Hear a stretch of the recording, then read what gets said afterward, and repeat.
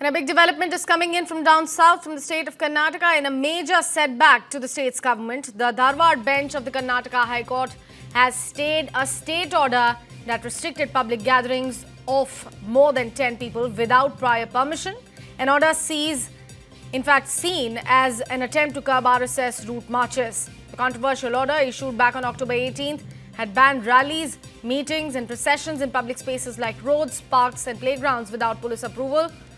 A Hubballi-based NGO, Punarachetana Seva Samaste, challenged this order in court, arguing that it violated citizens' fundamental rights to free speech and peaceful assembly under Article 19(1)(a) and 19(1)(b) of the Constitution.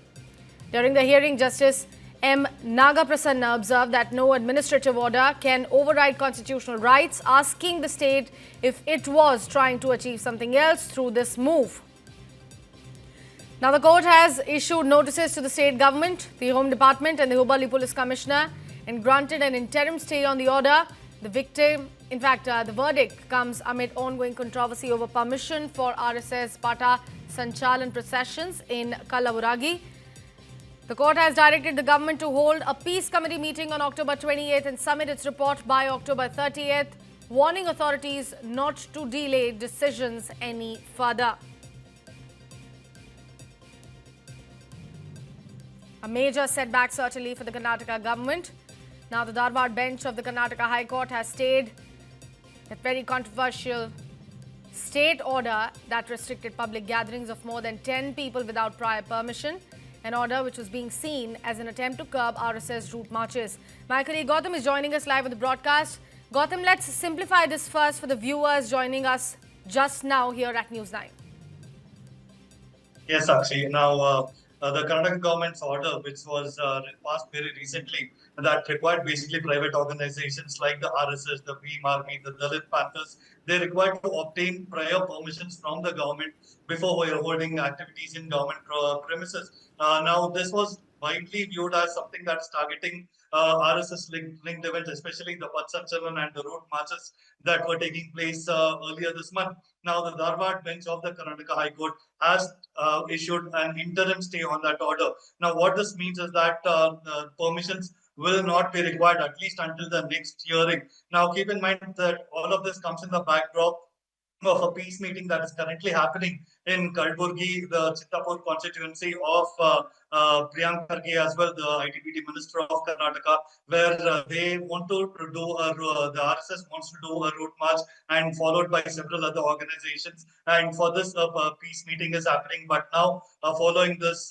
verdict by the Dharwad Bench of the High Court, the whole mode of the meeting is going to change here. Now, what the interim stay basically also means is that the government cannot really restrict RSS related activities, and the government order that was issued earlier will remain on hold until the next hearing. Now, this petition was actually filed by a private organization as well, and they had argued that this move by the Karnataka government infringes upon the rights of private organizations to conduct lawful activities. And the government had gone on to say that they are not really targeting any particular organization, and they feel that government or institutional properties have to be used with proper permission and for the right purpose. And they said that this government order had said that any violation will be dealt with by the government under existing laws. And Priyank Kharge,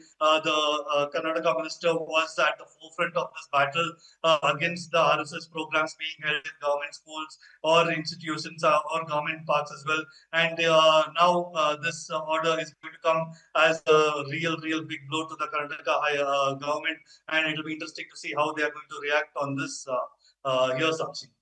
The highlight still stays here, Gautam, that Justice M. Nagaprasanna observed that no administrative order can actually override constitutional rights, asking the state if it was, quote-unquote, trying to achieve something else through this particular move. So that is something very glaring.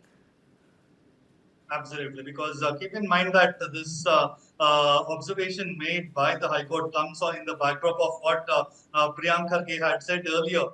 He felt that these programs being held by the RSS or the Bhim Army or the Dalit Panthers and all such organizations, they are not associated with the government. These are private institutions. So if they are going to hold any sort of road marches or programs on government premises, they are going to be viewed as they are contrary to the constitutional spirit of unity and secularism. This was the statement made by Priyank Kharge back then, and he had also written a letter to the chief minister saying that we need to ban RSS events in government institutions and public ground, because what he asserted back then is that these shakas, the RSS branches units, were being held without proper permission and influencing the children and youth. This was the main contention that was put forth by the Congress government. But right now, the Karnataka High Court, the Dharwad Bench of the Karnataka High Court, really doesn't view it that way. They feel that what right does the government have